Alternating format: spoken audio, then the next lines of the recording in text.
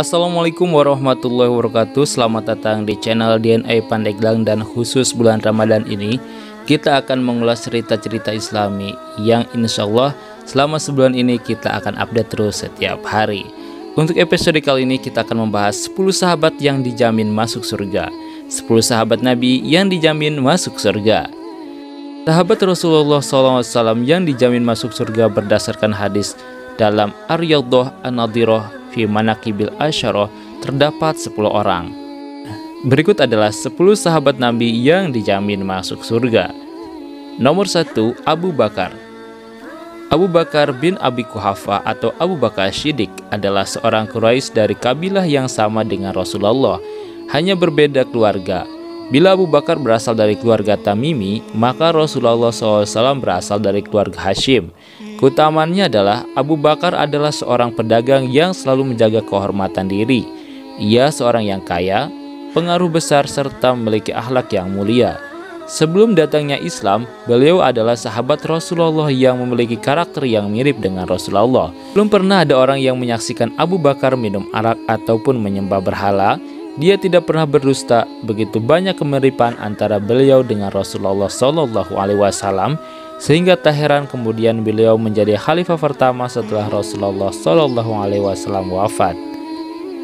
Yang kedua adalah Umar ibnu Khattab atau Umar bin Khattab. Ia berasal dari kabilah yang sama dengan Rasulullah SAW dan masih satu kakek, yakni Ka'ab bin Lu'ay. Umar masuk Islam setelah bertemu dengan adiknya Fatimah dan suami adiknya Said bin Zaid pada tahun ke-6 kenabian, dan sebelum Umar telah ada 39 orang lelaki dan 26 wanita yang masuk Islam. Di kaumnya, Umar dikenal sebagai seorang yang pandai berdiskusi, berdialog, memecahkan permasalahan, serta bertemperamen yang kasar. Setelah Umar masuk Islam, dakwah kemudian dilakukan secara terang-terangan. Begitupun di saat hijrah, Umar adalah segelintir orang yang berhijrah dengan terang-terangan. Ia sengaja berangkat pada siang hari dan melewati gerombolan Quraisy. Yang ketiga, Utsman bin Affan. Sebuah hadis yang menggambarkan pribadi Utsman, yaitu orang yang paling kasih sayang di antara umatku adalah Abu Bakar, dan paling teguh dalam menjaga ajaran Allah adalah Umar, dan yang paling bersifat pemalu adalah Utsman. Hadis riwayat Ahmad, Ibnu Majah, Al-Hakim, At-Tirmizi. Utsman adalah seorang yang sangat dermawan. Dalam sebuah persiapan pasukan, pernah Utsman yang membiayainya seorang diri. Setelah kaum muslimin hijrah, saat kesulitan air, Utsmanlah yang membeli sumur dari seorang Yahudi untuk kepentingan kaum muslimin. Nomor 4, Ali bin Abi Thalib, yaitu pemuda pertama yang masuk Islam. Ia menggantikan posisi Rasulullah SAW di tempat tidurnya saat beliau hijrah. Ali yang dinikahkan oleh Rasulullah dengan putri kesayangannya Fatimah. Ali sangat sederhana kehidupannya. Yang kelima, Thalhah bin Ubaidillah. Thalhah bin Ubaidillah pada perang Uhud pernah terkena lebih dari 70 tikaman atau panah serta jari tangannya putus.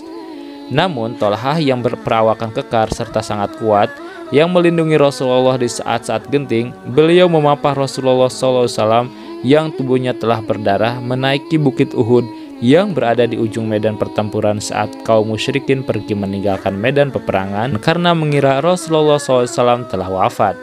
Saat itulah berkata kepada Rasulullah, "Aku tebus engkau ya Rasulullah dengan ayah dan ibuku."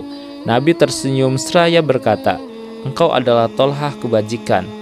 Sejak itu beliau mendapat julukan burung elang dari Uhud. Nomor 6, Az-Zubair bin Awam. Beliau muslim pada usia 15 tahun dan hijrah pada usia 18 tahun. Dengan siksaan yang ia terima dari pamannya sendiri, kepahlawanan Az-Zubair ibnu Awam pertama terlihat dalam Badar saat ia berhadapan dengan Ubaidah bin Said ibnu Ash. Az-Zubair ibnu Awam berhasil menombak kedua matanya sehingga akhirnya ia tersungkur tak bergerak lagi. Hal ini membuat pasukan Quraisy ketakutan. Rasulullah SAW sangat mencintai Az-Zubair ibnu Awam.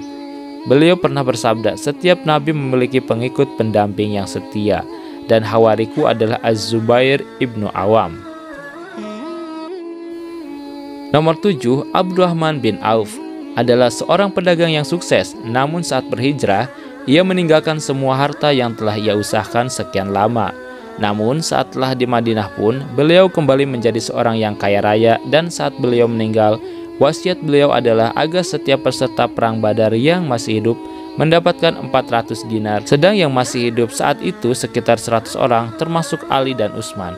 Beliau pun berwasiat agar sebagian hartanya diberikan kepada ummahatul muslimin, sehingga Aisyah berdoa semoga Allah memberi minum kepadanya air dari mata air salsabil di surga. Nomor 8, Sa'ad bin Abi Waqqas. Orang pertama yang terkena panah fisabilillah, seorang yang keislamannya sangat dikecam oleh ibunya namun tetap tabah dan kukuh pada keislamannya. Nomor 9, Sa'id bin Zaid. Adik ipar Umar bin Khattab adalah orang yang dididik oleh seorang ayah yang beroleh biaya Islam tanpa melalui kitab ataupun nabi. Mereka seperti halnya Salman Al-Farisi dan Abu Dzar Al-Ghifari. Banyak orang yang lemah berkumpul di rumah mereka untuk memperoleh ketentraman dan keamanan, serta penghilang rasa lapar, karena Sa'id adalah seorang sahabat yang sangat dermawan dan murah tangan. Nomor 10, Abu Ubaidah ibnu Jarrah. Ia terpaksa membunuh ayahnya saat Badar, sehingga Allah menurunkan Quran surat Al-Mujadilah ayat 22. Begitupun dalam perang Uhud, Abu Ubaidah lah yang mencabut besi tajam yang menempel pada kedua rahang Rasulullah, dan dengan begitu beliau rela kehilangan giginya. Abu Ubaidah mendapat gelar dari Rasulullah SAW sebagai pemegang amanat umat. Seperti dalam sabda beliau, tiap-tiap umat ada orang pemegang amanat, dan pemegang amanat umat ini adalah Abu Ubaidah ibnu Jarrah.